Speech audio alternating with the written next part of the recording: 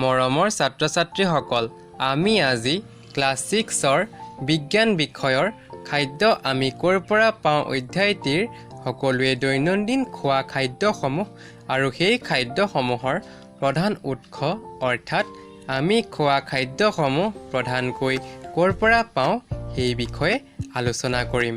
তোমালোকে মোক কোৱাচোন, তোমালোকে আজি কি কি খাদ্য খাই আহিছা? আমি সদায় বিভিন্ন ধৰণৰ খাদ্য খাওঁ, যেনে ভাত, ৰুটি, ফল মূল, শাক পাচলি, মাছ মাংস ইত্যাদি, নহয় জানো? 1 নং অধ্যায়ৰ প্ৰথম পৃষ্ঠাতে তোমালোকে কেইবাখনো ছবি দেখিবলৈ পাইছা। এটা পাত্ৰত ভাত আছে, ঠিক তেনেকৈ মাছ, দাইল, নহয় জানো?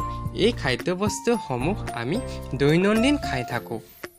ইয়াৰ উপৰিও আমি বিভিন্ন ধৰণৰ ফল মূল খাওঁ, যেনে আপেল, আম, কল, মাটিকঁঠাল। কেতিয়াবা আমি বিভিন্ন ধৰণৰ মাছ মাংস খাওঁ, কেতিয়াবা আমি কুকুৰাৰ পৰা পোৱা কণী খাওঁ, নহয় জানো? এই খাদ্য সামগ্ৰীসমূহৰ পৰা আমি জীয়াই থাকিবলৈ শক্তি পাওঁ। লগতে এই খাদ্যসমূহে আমাক শৰীৰটো বৃদ্ধি আৰু বিকাশ হোৱাটো সহায় কৰে।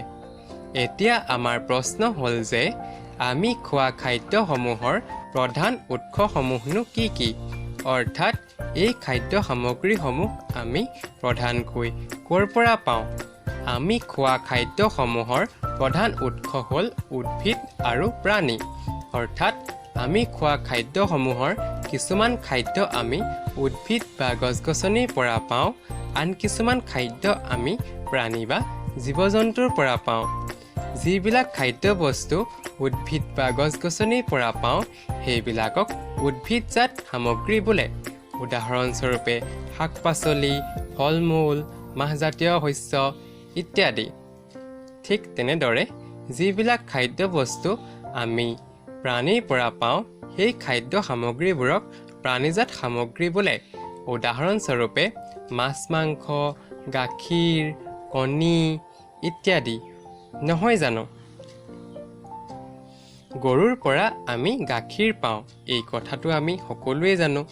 এতিয়া এই গাখীৰৰ পৰা আমি বিভিন্ন ধৰণৰ খাদ্যবস্তু প্ৰস্তুত কৰিব পাৰোঁ, যেনে মাখন, ক্ৰীম, চানা, দৈ ইত্যাদি।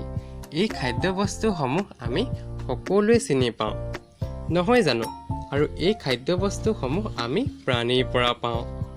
ঠিক তেনেকৈ কুকুৰাৰ পৰা আমি মাংস পাওঁ, কণী পাওঁ, ছাগলীৰ পৰা আমি মাংস পাওঁ। সেইবাবে এই খাদ্যবস্তুসমূহক প্ৰাণীজাত সামগ্ৰী বোলে। এতিয়া চোৱাচোন, তোমালোকৰ কিতাপত এখন তালিকা দি থোৱা আছে।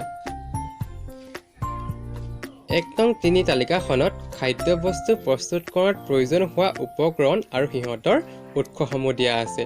প্ৰথমে উদাহৰণ দিছে টেকেলি পিঠা। টেকেলি পিঠা বনাবলৈ আমাক চাউল লাগিব, গুড়, নাৰিকল, নহয় জানো, পানী। এই সকলোবিলাক খাদ্যবস্তু আমি উদ্ভিদৰ পৰা পাওঁ, সেয়েহে এইবিলাকক উদ্ভিদজাত সামগ্ৰী বোলে। ঠিক তেনেকৈ কুকুৰাৰ মাংসৰ আঞ্জা বনাবলৈ কুকুৰা মাংস লাগিব, মছলা লাগিব, তেল, নহয় জানো? কুকুৰা মাংস কুকুৰাৰ পৰা পাওঁ বাবে প্ৰাণীজাত সামগ্ৰী, মছলা উদ্ভিদজাত সামগ্ৰী, তেল সৰিয়হৰ পৰা পাওঁ বাবে উদ্ভিদজাত সামগ্ৰী, নহয় জানো?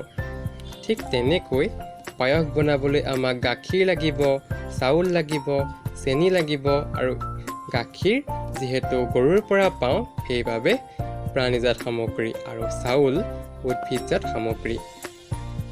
এতিয়া আমি সকলোৱে বুজি পালোঁ যে আমি খোৱা খাদ্য সামগ্ৰীসমূহ প্ৰধানকৈ উদ্ভিদ আৰু প্ৰাণীৰ পৰা পাওঁ।